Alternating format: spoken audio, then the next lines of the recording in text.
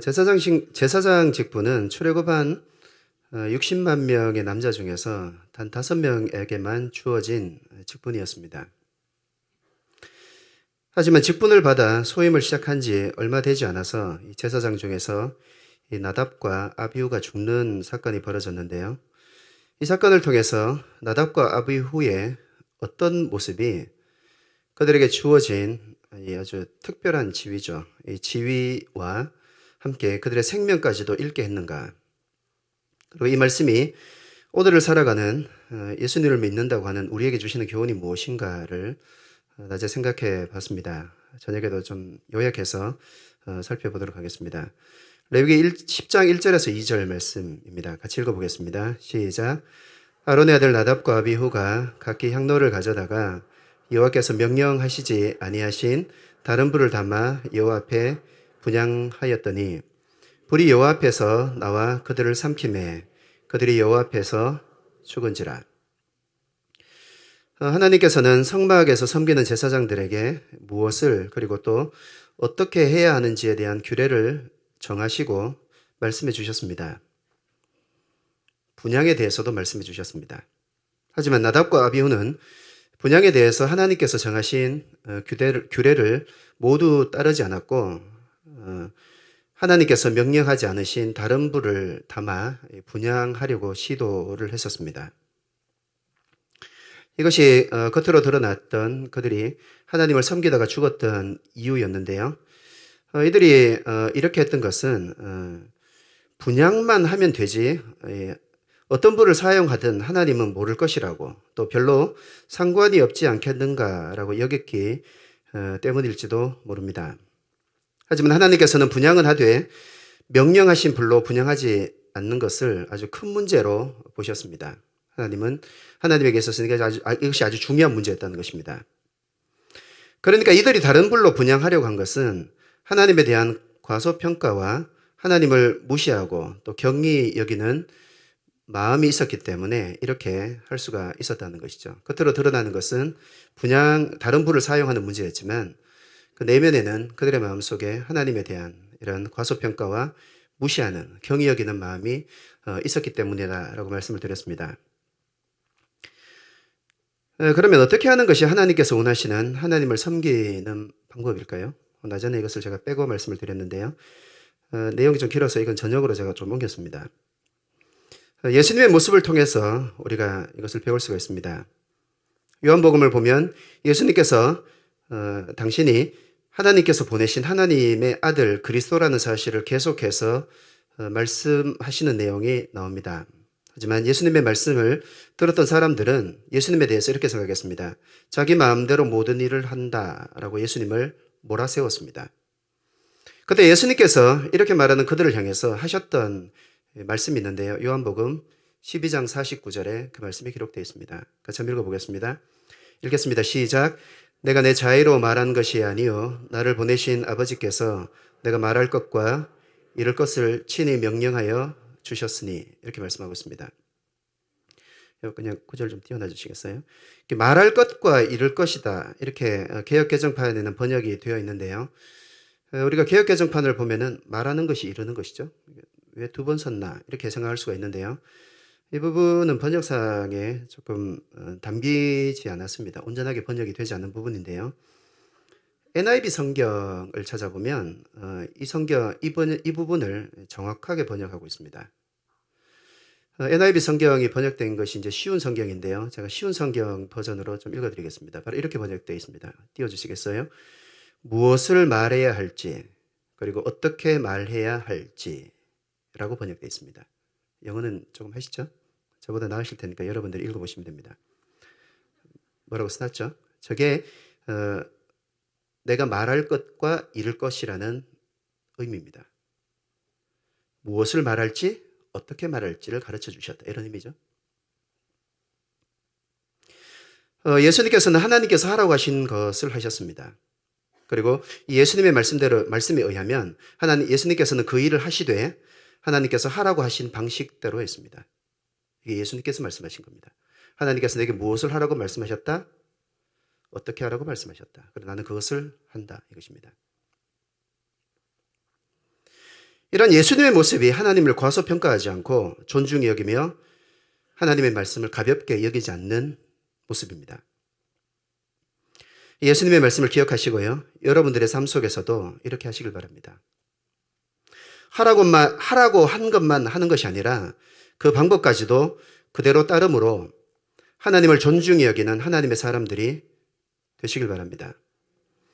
하나님께서는 이러한 사람들을 귀히 여기시고 계속해서 그 자리에 두시는 것입니다. 그렇게 하지 않으면 자리를 잃을 수도 있어요. 성경을 통해서 말씀하시는 것이죠. 두 번째 교훈입니다. 다른 분을 들이다가 죽었다. 이게 도대체 어떤 의미인가? 두 번째로 말씀을 드린 내용을 좀 살펴보겠습니다. 레위기 10장 3절 말씀을 통해서 우리가 함께 이 내용이 어떤 의미가 있는지를 살펴봤는데요. 같이 한번 읽어보겠습니다. 읽겠습니다. 시작. 모세가 아론에게 이르되 이는 여호와의 말씀이라. 이러시기를 나는 나를 가까이 하는 자 중에서 내 거룩함을 나타내겠고 온 백성 앞에서 내 영광을 나타내리라 하셨느니라. 아론이 잠잠하니. 하나님께서는 하나님을 믿고 섬기는 하나님의 백성들에게 하나님의 거룩한 속성을 인정하기를 바라셨습니다.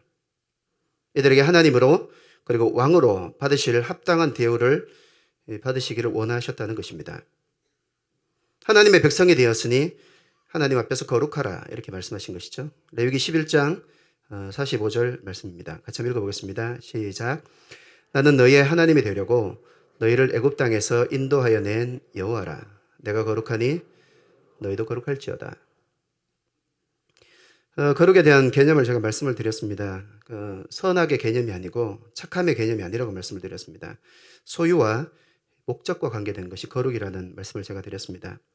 하나님 앞에서 거룩하다는 것은 이런 의미입니다. 하나님의 소유로 하나님의 목적을 위해서 살아가는 것입니다. 이게 바로 하나님께서 이스라엘 백성들을 하나님의 백성 삼으신 이유입니다. 마찬가지로 우리를 구원하신 이유이기도 하다는 것입니다.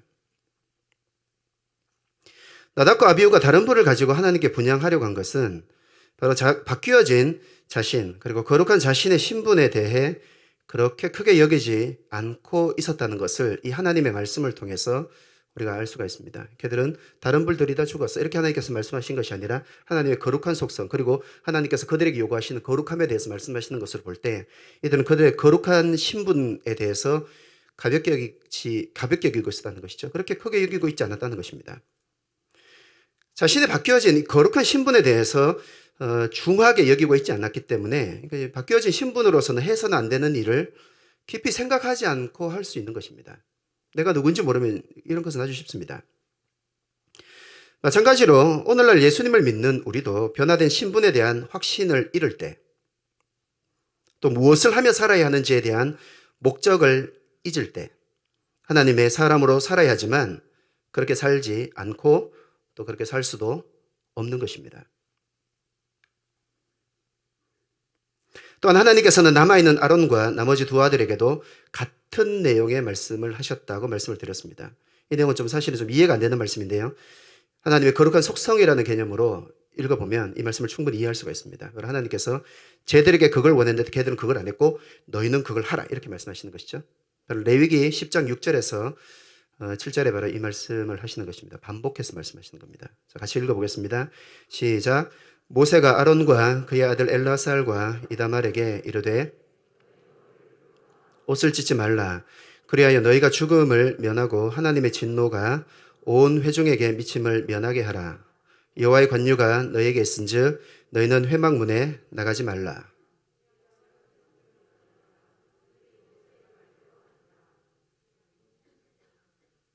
제가 중간에 좀 잘랐는데요. 네, 하여튼 이 말씀입니다.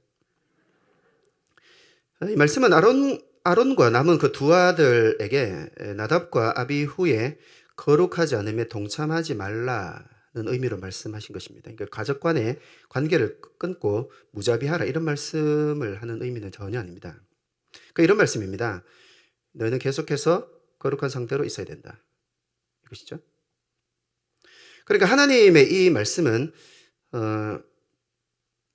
크게는 모두 바뀌어진 신분, 그 거룩함에 대한 말씀이긴 합니다. 3절 말씀도 그렇고 6절과 7절의 말씀도 그렇습니다. 그런데 이 말씀은 좀 세밀하게 나누면요, 이 두 가지로 나누어서 말씀한다는 것을 우리가 알 수가 있어요. 제가 이거 낮에 좀 지나갔는데요. 이것입니다. 너희는 너 자신이 거룩한 존재가 되었다는 것을 잊지 말라. 이건 제가 낮에 말씀을 드렸던 겁니다. 근데 한 가지가 더 있습니다. 이건 살짝 언급하고만 지나갔는데요. 거룩하지 않은 이들과 연합하거나 동참하지도 마라. 이런 의미도 담겨 있습니다. 너 자신이 거룩하라. 그리고 거룩하지 않은 이들과 연합하거나 동참하지 말아야 한다. 이것입니다. 하나님께서는 이 두 가지를 동시에 말씀하시는 것이죠. 그러니까 여러분 스스로 자신이 누군지를 잊지 마시길 바랍니다. 그리고 자신이 누군지 잊고 살아가는 이들의 거룩하지 않은 삶에도 동참하지 마시기 바랍니다. 이게 바로 하나님께서 말씀하시는 것이죠. 너는 거룩했어야 됐다. 걔는 거룩했어야 됐어. 너는 그 거룩하지 않음에 동참하면 안 돼. 이것입니다. 두 가지를 하나님 동시에 말씀하신 거예요. 사실 교회는 어떤 곳이어야 되냐면 개개인이 하나님 앞에 거룩한 삶을 살아가고 또 서로가 서로에 대해서 거룩한 삶을 살아가도록 규제하는 공동체가 되어야 합니다. 그렇지 않으면 모두 죽는 거예요. 모두가 죽는 겁니다. 하나님께서 이걸 원하셨다는 것이죠. 우리가 이 말씀 거룩한 하나님의 사람으로 살아야 한다라는 말씀을 나눴는데요. 그렇지 않으면 하나님께서 그들에게 주신 지위를 박탈하셨다 이런 말씀을 나눴는데요. 아마 이런 말씀을 들으시면서 이런 의문이 생겼을지도 모르겠습니다. 이런 물음이 생겼을 수도 있습니다.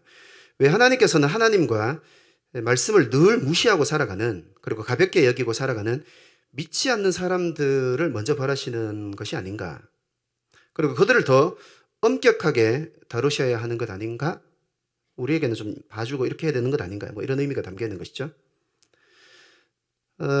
이런 질문을 아마 던지신 분들도 있을지도 모르겠습니다. 이것은 이해가 되는 질문이긴 하지만 아까 말씀을 드렸죠. 하나님의 속성이라고 말씀을 드렸습니다. 그렇지 않다는 겁니다. 하나님께서 불신자들과 하나님을 가까이 섬기는 하나님의 백성에게 바라시는 것이 달라요. 얘들에게는 그걸 바라지 않습니다. 믿지 않는 이들을 최종적으로 심판하시긴 하시겠지만 당장은 그렇게 하지 않으신다는 것입니다. 그런데 나답과 아비후는 제사장직을 위임받은 후 얼마 지나지 않아서 죽었는데요. 이 일은 모세와 아론뿐만 아니라 하나님을 섬기기로 한 이스라엘 백성들에게 엄청난 큰 충격이고 슬픈 일이었을 것입니다. 그런데도 하나님은 그 충격을 줄 것을 감수하시면서도 이 일을 하셨다는 것이죠. 이것은 하나님께서 이 일로 통해서 제사장들뿐만 아니라 언약 백성이었던 이스라엘 전체에게 주시고자 하셨던 메시지가 있었다는 것입니다. 그 둘을 희생하더라도 주고자 하는 메시지가 있었다는 것입니다. 이 내용을 살펴봤는데요. 이것과 비슷한 일이 한번 성경에서 더 발생했습니다. 이것을 살펴보면 하나님이 어떤 분인지, 그리고 하나님께서 하나님의 공동체 이스라엘과 또 오늘날 교회에 무엇을 바라시는지를 아주 분명하게 알 수가 있습니다. 이런 비슷한 일이 교회가 시작되고 나서 얼마 지나지 않아서 발생을 했는데요. 바로 그 사건입니다. 그러면 하나님의 의도, 하나님의 시각을 잘 알 수 있습니다. 교회가 시작되고 나서 얼마 지나지 않아서 교회 안에 슬픈 일이 하나 벌어지게 됐는데요. 바로 아나니아와 삽비라 부부의 사건입니다. 이것에 대해서는 세밀하게 말씀드리지는 않겠습니다. 아마 다 잘 아실 거라고 생각합니다. 그들은 속임으로 인해서 죽임을 당하게 됩니다. 죽은 것이죠. 남편이 죽고 아내가 바로 달아서 죽었습니다. 이 사건도 마찬가지죠. 교회가 시작된 지 얼마 안 됐습니다. 근데 이들이, 이 아나니아와 삽비라는 교회에서 상당히 어떤 영적인 영향력을 미치는 사람이었던 것 같습니다. 근데 이 둘이 같은 날에 죽었어요. 이 사건은 이제 막 시작된 교회에는 엄청난 큰 충격과 두려움이었을 것입니다. 나답과 아비후가 죽었던 그런 것과 비슷한 두려움으로 몰려왔겠죠. 하지만 이 일을 하나님께서 하셨는데요. 이것을 통해서 우리가 이것을 알 수 있습니다. 하나님께서는 하나님의 교회에서 어떤 분으로 인정되기를 원하시는가, 그리고 교회는 어떠해야 하는가를 이들의 죽임을 통해서 하나님께서 그들에게 전달해 주고자 하셨던 것이죠. 바로 하나님의 거룩한 속성과 너희도 거룩해야 된다, 이것입니다. 하나님은 세상 사람들에게 하나님의 말씀을 들을 것을 말씀하신 것이라기보다는 하나님의 백성들에게, 그리고 하나님의 자녀들에게 하나님의 말씀을 들을 것을 요구하셨습니다.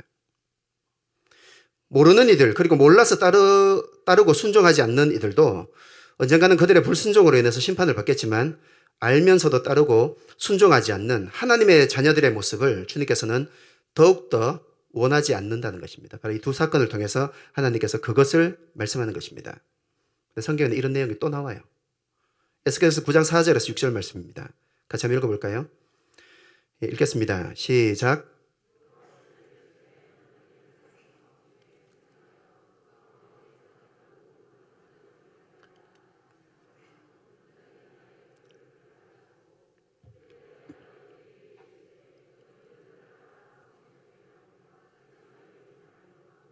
긍휼을 베푸지 말고 쳐서 늙은 자와 젊은 자와 처녀와 어린아이와 여자를 다 죽이되 이마에 표 있는 자에게는 가까이 하지 말라. 내 성소에서 시작할지니라 하시매 그들이 성전 앞에 있는 늙은 자로부터 시작하더라. 이렇게 말씀하고 있습니다. 심판은 어디서 시작하는가? 우리는 불신자를 심판한다고 생각합니다. 예, 맞습니다. 최종적으로는 불신자를 심판합니다. 근데 성경에는 이런 말씀도 있습니다. 하나님께서 이렇게 말씀하셨습니다. 내 성소에서 시작하라. 이것이죠. 심판은 하나님의 집에서부터 시작되는 것입니다. 그리고 그 중에서도 늙은 자들로부터 시작되는 것입니다. 늙은 자는 물론 나이가 많다는 의미도 있겠지만요. 영적인 지도자격인 사람을 의미한다고 할 수 있습니다. 하나님을 더 가까이 섬기는 사람이라고 할 수 있겠죠. 그 하나님은 하나님을 섬기되 하나님을 가까이서 섬기는 이들부터 하나님께서 판단하시고 다루시겠다는 의미입니다. 바로 이 말씀이 그 말씀이었습니다. 그렇기 때문에 우리가 이런 마음을 가져야 됩니다. 왜 세상 사람들은 하나님이 그냥 두십니까? 그들을 더 엄격하게 다루셔야 되지 않습니까? 그건 우리의 대사가 아닙니다. 이 세상이 어떻게 돌아가든 하나님을 가까이 섬기는 하나님의 사람인 우리는 하나님 앞에서 거룩한 사람으로 살아야 합니다. 이것이 우리의 대사여야 합니다. 하나님의 소유로 그리고 하나님의 목적을 위해서 살아가시는 거룩한 하나님의 자녀들이 되시기를 바랍니다. 나답과 아비후가 다른 불을 들이다 죽었다는 이 의미 세 번째를 살펴봤습니다. 세 번째 의미는 예전의 삶이 공존하게 해서는 안 된다는 의미라고 말씀을 드렸습니다. 레위기 10장 8절에서 9절 말씀 같이 읽어보겠습니다. 읽겠습니다. 시작. 여호와께서 아론에게 말씀하여 이르시되 너와 내 자손들이 회막에 들어갈 때에는 포도주나 독주를 마시지 말라.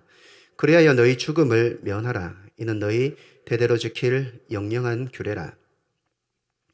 나답과 아비후는 신분이 바뀌었음에도 지금까지 자신들이 살아왔던 예전의 삶의 방식으로 바로 술을 마시는 것이었죠.